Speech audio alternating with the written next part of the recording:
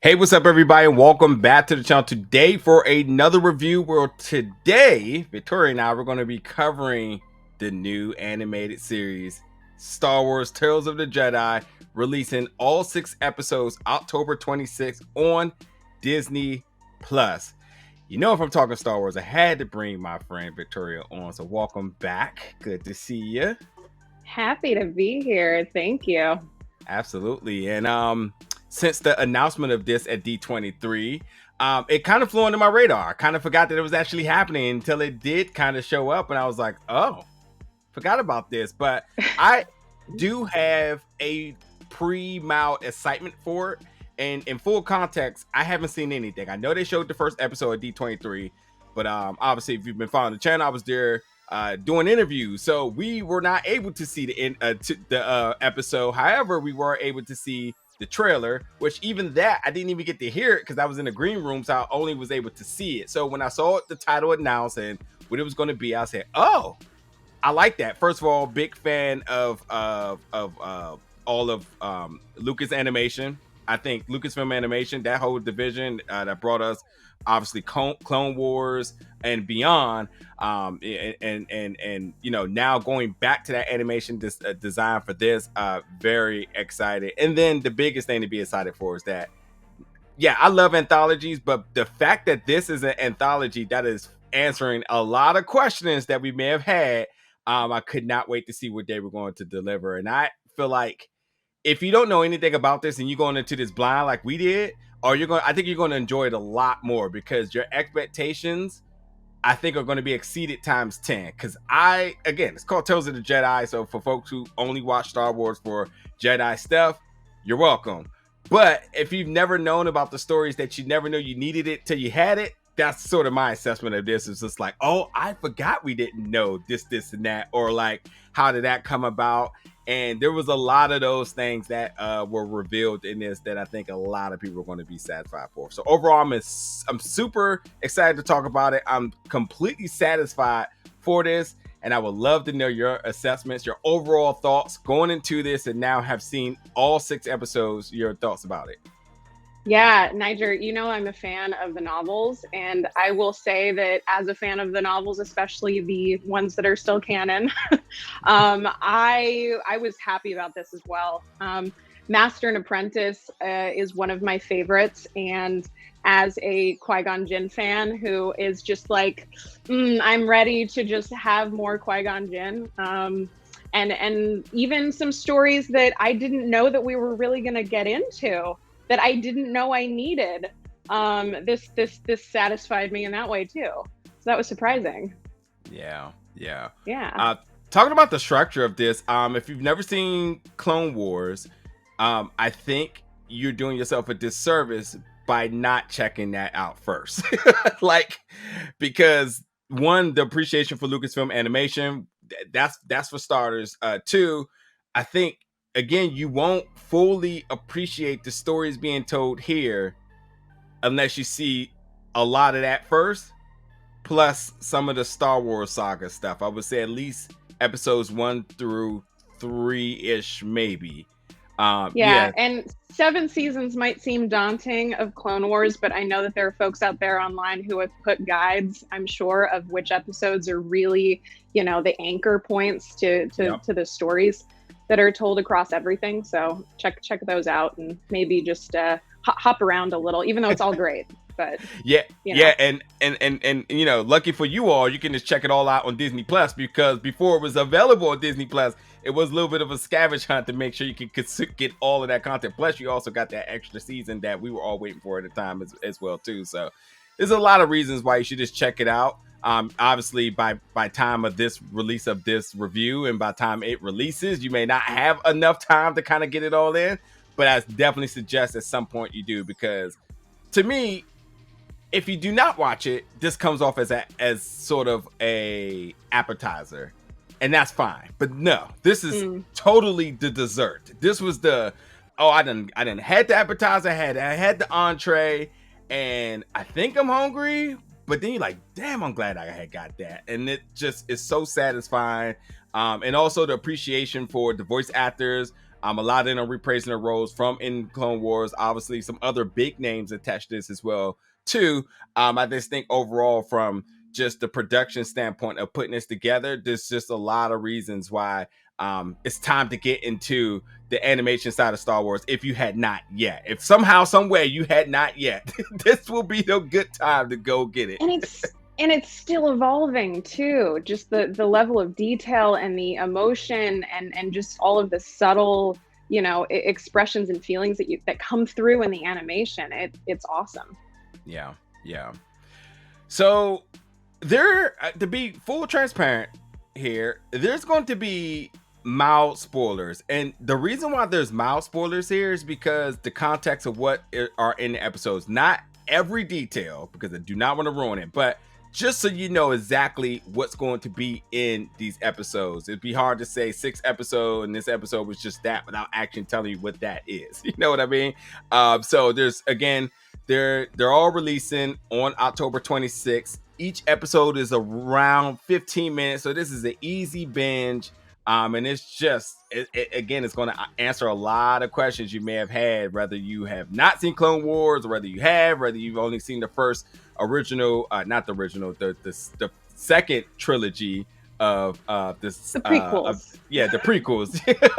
The prequels. There's going to be some things that fill in the gap. So, like, going to this being completely open eye in terms of Easter eggs, references, and callbacks, and all sorts of things, because they're not hiding. They're definitely in your face. So whatever you think you may be seeing or what you may have heard, that probably is what it is. Like, they're very, very, they're crystal clear on what they're trying to nod to, because they're not trying to make more questions. As again, they're trying to give you answers and solve a lot of the questions we had. So, Victoria, I want to know, I guess the easiest way to go about this is, before we actually go down each episode, what was your favorite episode? Oh, it's so hard. I always have trouble picking favorites. You know this. Gosh, I really, there's so much in every single episode, and if I had to tell someone to just go and watch one, I think it would be the first one. Okay. Honestly, and especially because if whether you know who Ahsoka is or not, the story that's in this episode and, the connections to the Force and to this whole world that we love so much, I think it stands alone. And I loved that about it. Yeah. Episode 1, Life and Death, was the episode that premiered at D23. This is the origin story of Ahsoka Tano, who will be seen as an infant. Day 1, become like the prodigy of her village. I mean, when she was born, it was a thing. And I did appreciate this, because even in Clone Wars, we did see sort of young Ahsoka, but I don't think we've ever seen infant Ahsoka. And no, considering what we know about her throughout all her training and the numerous battles she's had, and the moment where she wanted to be a Jedi, to the moment that she said, I was done. I'm gonna chill out here for a little bit. Knowing that she was destined to always be this person since day 1 really gave a lot of appreciation for this. I definitely did enjoy episode 1 until another episode came about, because 1 was definitely my favorite at first.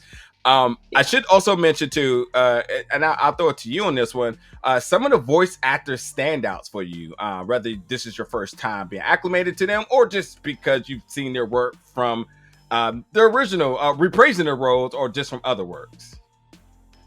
Yeah. Oh my gosh. I would say I really loved all of the voice actors in the first episode again. Not to go back to it, but I really, it was so unique to this world, and so just grounded in who these people were, and this, and us getting to see. I don't think we've ever seen a village of Togruta before, so that was really cool, to build this all out. And, of course, it's great to hear the old favorites again, Ashley Eckstein and Matt Lanter and, D. Bradley Baker and everybody. It's awesome. Yeah. Yeah. Agreed. It feels like it's like familiar territory. I've been here before, so it's good to have all the usuals back. Speaking of usuals back, Liam Neeson repraises his role as the character Qui-Gon, voicing Qui-Gon. Obviously, was in the live action version of Qui-Gon in episode 1, but also returned at the end of Obi-Wan. So really, really cool to see him back, very much immersed in the Star Wars universe again. And hopefully we get a season 2 of that what they said was only going to get 1. Yeah, can we get the 2, please? Because there's some story to be told. And Dio Rossi was a sneaky credit that I saw here as Senator Lark, who I was like, Theo trying to get a check somewhere else. And I also want to just give TC Carson a nod too, because he always does his best Samuel, to the point I always forget that it actually is not Samuel. And I will be completely honest that he portrays him so well as Mace Windu. I'm just like, oh yeah, that's actually not Samuel L. But hey, he surely knocks it out the park. There's no continuity drop there between the two of them. So but like you said, it was cool to the voice acting up and down was great. And I know you probably got my back here, but if you don't, I just wanted to say that the score of this, and I keep forgetting his name. But I'll get it. But the score is completely fantastic. And I feel like it just continued to elevate the entire time throughout these 6 episodes. Obviously, hearing some of our classic melodies that we've heard in the past, but obviously, giving us something new and refreshing just for this series. And I thought that was really cool. Kevin Kiner, I think Kilner or Kiner.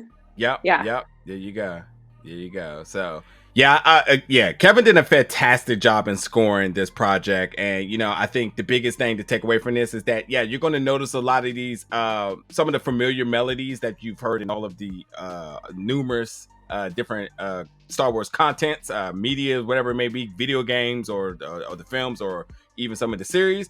But I also think like he also adds a very unique touch to this as well too, that actually tells a story within itself. Because in the beginning you kind of hear like a new melody in terms of new story being told. By the end, where you start to hear like the familiar melody that is accustomed to all of Star Wars, and then you're like, oh, because we're also getting to a part of the story where you also are familiar with as well. So I thought that was really a dope touch on how they did the score on this.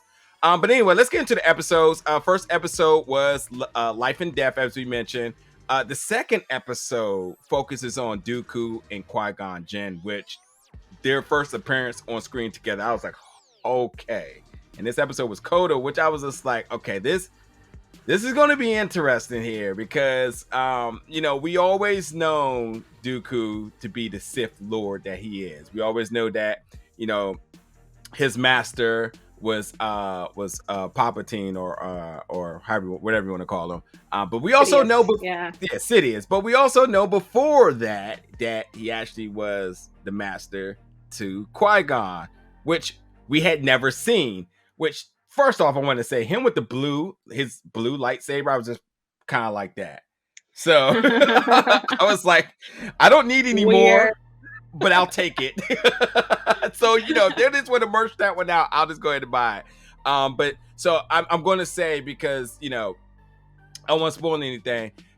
We do see the transition of this once Jedi become a Sith. And this was an episode that really showed you by the choices, by sort of this, and again, we've always seen Qui-Gon as like the respected master, and so like to see him as the apprentice sort of learning was kind of like an awkward dynamic as well, that this episode definitely gave you how things went down in terms of the transition. But they were there in order to investigate a son of a senator, and things may not have went to plan, but when does it ever? So, what's your overall thoughts about episode 2? Did you like it? Did you love it? What up? What you got? I loved it. And it took me a little longer. You were onto it right away. It took me a little longer to realize who we were watching, because they don't even yet. And I loved it once I figured it out. I'm going to go back to my favorite novel, Master and Apprentice, which is all about Qui-Gon Jinn and Obi-Wan, back when Obi-Wan is still a Padawan. And they have this whole dynamic in that book of, you know, Obi-Wan is a little bit more of a radical, a little bit more like starting to listen to his dreams and his own, you know, voices that are telling him, in inspiring his own intuition. And Obi-Wan's like, no, we got to follow the rules. We got to follow the council, you know, all about following all of the rules that have been put in front of them. And it's interesting to see this with Dooku and Qui-Gon as well, and you know, we even kind of see maybe this is inspiring Qui-Gon too, what happens here to be who he becomes later on. So I love it. Yep.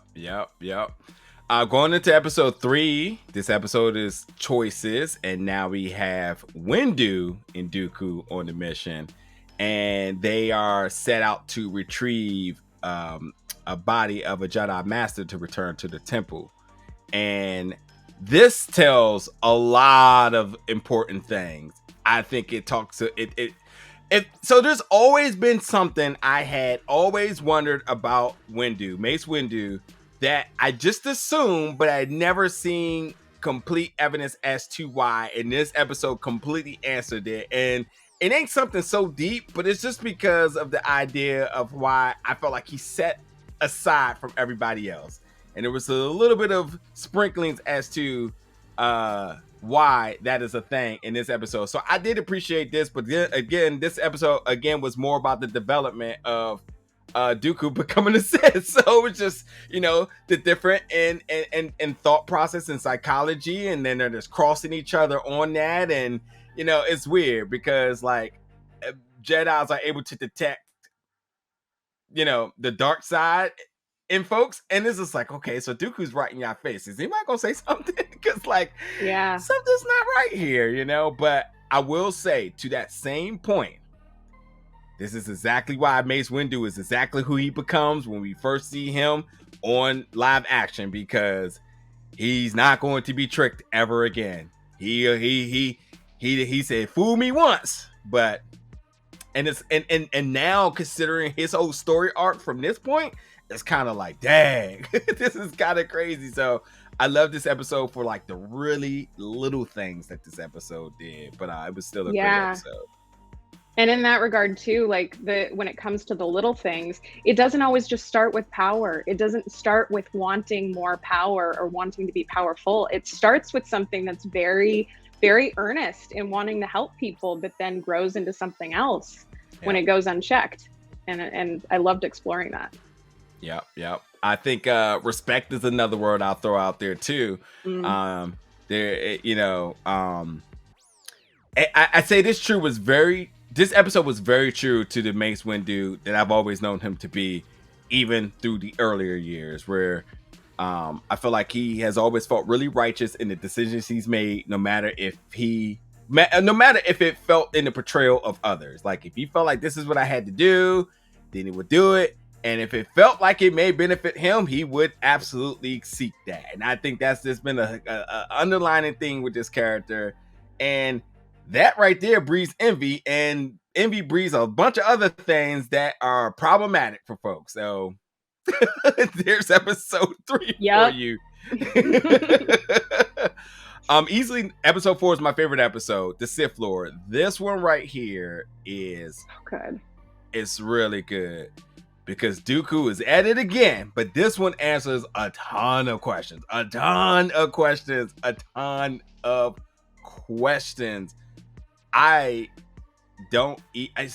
is the one I'm definitely going to be conscious on what I say, because I will say that Qui-Gon's older in this because they're bouncing around in different times. It's an anthology, so don't think things are happening sequentially. They kind of are, but it's not in like each episode ain't really connected to the next episode, but they are. All these episodes are maturing to a current timeline, so sequentially, essentially. But Qui-Gon's older here.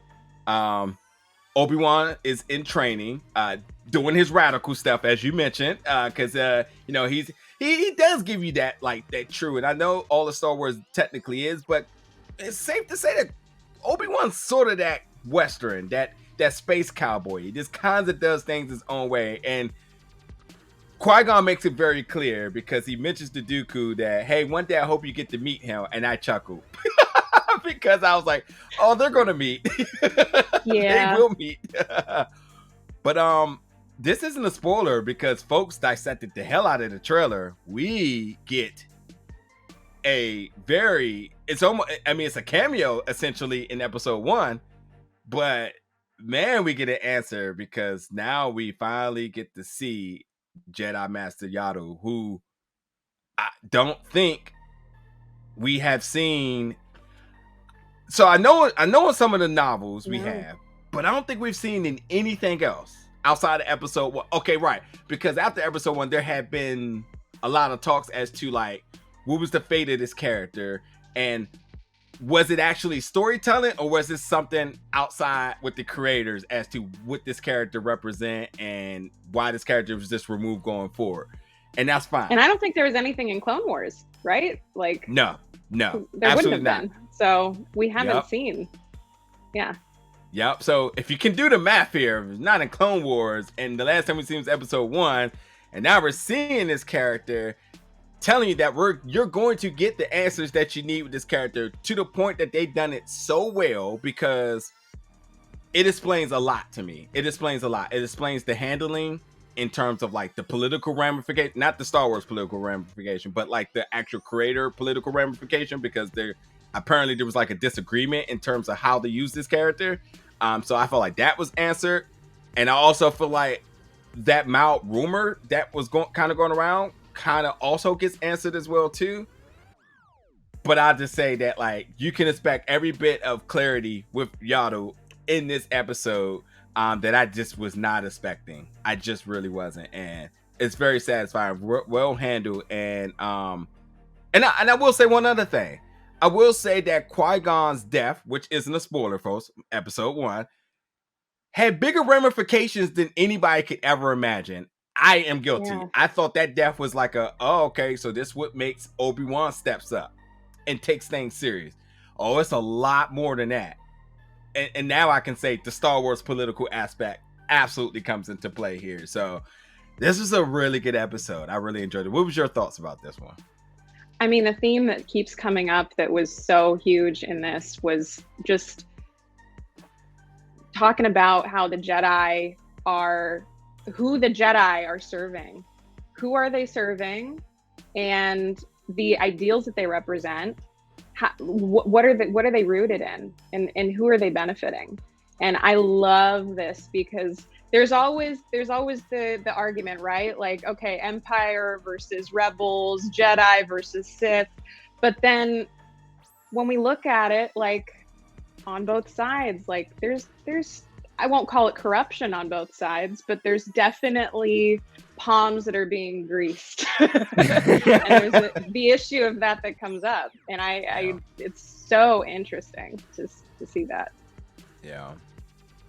Yaddle and Dooku's relationship is definitely going to be one a lot of people are going to have something to say about. This is easily my favorite episode, just for life. And there's something else I'm not even mentioning because I'm just not, but, like, there's an answer as to why a particular location no longer is in the archives.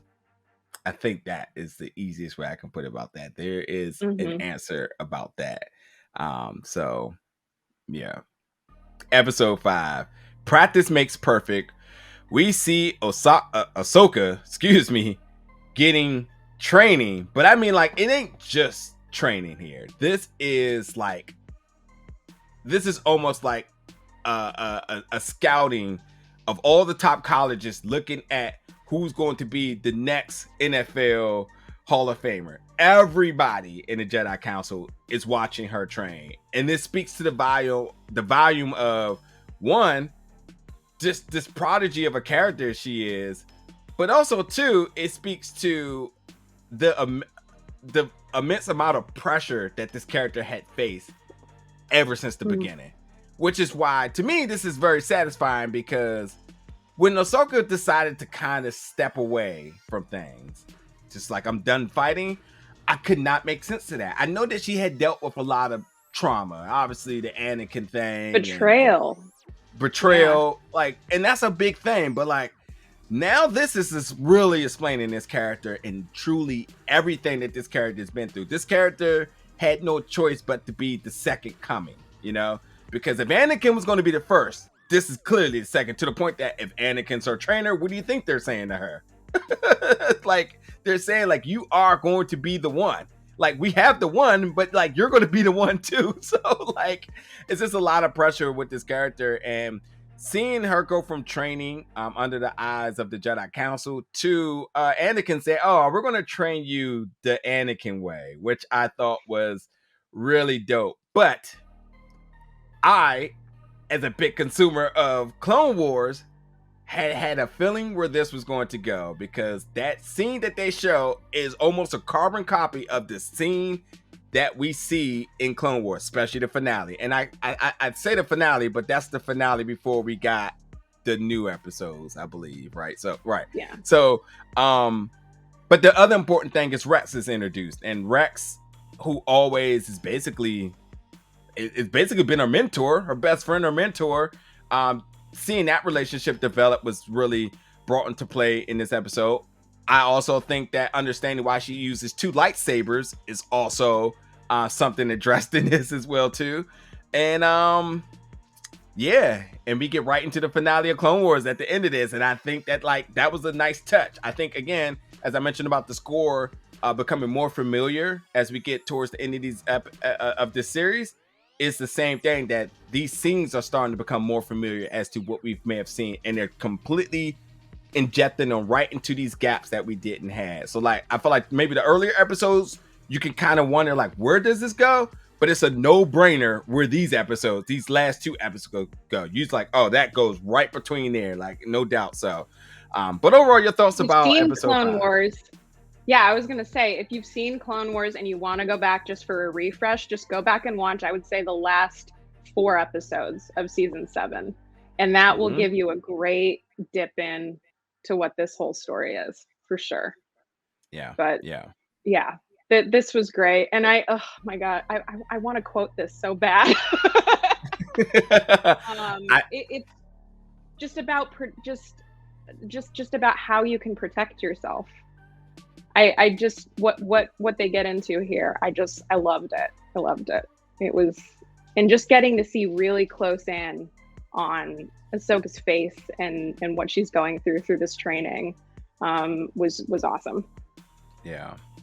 I definitely had some questions, like, was anybody else aware that this training was going down? Like, this was kind of like, ooh, this is kind of rough, man. Let up a little bit here, sir. But, you know, it makes sense, especially because it's all out of love. There we go. And then the last episode is called Resolved, and this one puts us right into Padme's death, which now, you know, we're in full Order 66. This was an interesting episode because this is where we seen, first of all, Ahsoka's in this episode, and Order 66, Padme's death. That's a triangle of things that I guess maybe we question it, but we never know. And I don't know what else to say about this, but all I'm gonna say is this was the episode where we see Ahsoka step away, went into, let's just say, witness protection for her own safety, to the point of not wanting to fight no more, but then obviously returning. This is obviously the Obi-Wan story here. It's literally the same thing as the Obi-Wan series, except like this one has, I say, a little bit bigger ramifications, because especially with like what kind of happened in very early parts of this, which I was kind of like, I always wondered, and this one just answered a really big question to me. And I gotta say, which also I don't think is a spoiler, let me double check mentally. No, Padme's death, we all seen live action. What was that episode? Episode 3. 3, yes, 3, yeah. Yeah. Senator Organa. It just always, I mean, like, next to R2D2, I feel like he has to be the MVP of just like always assisting. He's just always there to assist, and his role in this episode makes so much sense because it's so on par who he is. And I was just kind of, this is like my second close favorite episode because like it just did a lot. And again, the arc of Ahsoka witness protection to actually getting back into things and all the other things that's kind of around this. This is a fantastic episode and a great finale for this miniseries. What was your thoughts by episode 6? Yeah, I felt, again, going back to novels, like I felt like this, getting to see this part of Ahsoka's journey was a little taste of what you get in the Ahsoka novel, in a bite-sized little piece, to get to see her be called to action again, essentially, and bridges the gap between Clone Wars and Star Wars Rebels, I think. Yes, that's it. Yeah, that is it. That's it. And that's why this episode is like nuts. It's so important. So yeah, that's a little bit of the breakdowns for everything in these 6 episodes. There's a lot more we could talk about, really plugging in the gaps with some of these things. But you definitely need to check this out. You definitely need to check out Rebels. You definitely need to check out Clone Wars. If you do want to check out The Phantom Menace, then I guess you can check that out too. But before we wrap, I'm gonna back up The Phantom Menace. I loved it. I mean, like, that was my first one I was able to see in theaters live. So, of course, it's always going to have a sentimental part for me. But it has a place. Anything else you want to touch up on or cover before we wrap up? I didn't know what this was coming into it, and I thought it was really interesting that this tells all the tales of the most conflicted Jedi, really. Talking about Ahsoka, talking about Dooku, a bit of Qui-Gon, the ones who have had the most to grapple with what their place is in this whole huge galactic war, in terms of those who are Force wielders. I really loved that there was, even though it was sort of, each episode is kind of an anthology, I guess you would say, it told this whole story. Yeah. Throughout all of it. And I had no idea that I wanted to know more Dooku stories until I saw this. It gave me everything that I didn't know I wanted. And now I kind of want more Dooku. I didn't think I would ever say that before watching this, honestly. I am right with you on there, and I am so conflicted on that. I just cannot believe that's what I want. Like, I just really cannot believe it, but I feel you. What an amazing binge here. Again, each episode being about 10 to 15 minutes. It's an easy watch. It's doing so much fan service, so much answering the questions we've always been wanting to know. And even if you're coming into this completely blank, not knowing much of the other lore, I think you're going to enjoy it because overall the animation, the voice acting, the production, the action, the storytelling, some of the heartfelt moments, seeing conflict, which is the big theme in all of Star Wars. You're getting all of that in here. And because there are anthologies, this means like you can look at a story or episode and then go research. We have the internet and you can kind of like fill in the gaps yourself here on some of these things. And then it will sort of lead you to some of the other episodes or content that's on Disney Plus, which I could imagine Disney Plus probably setting something up so that it kind of creates an algorithm for folks to go ahead and get to these other episodes they need to watch, So it's definitely a must watch, as you can watch all 6 episodes October 26th. Folks, jump in the comments. Let us know your thoughts, your excitement, your hype, the Easter eggs, and all that other good stuff that you have. Are you waiting to see, or have seen, and you can now come back in the comments and let us know. But either way, jump in the comments, give us all that commentary down there below, and we'll see you back again for more reviews. Thank you so much for watching.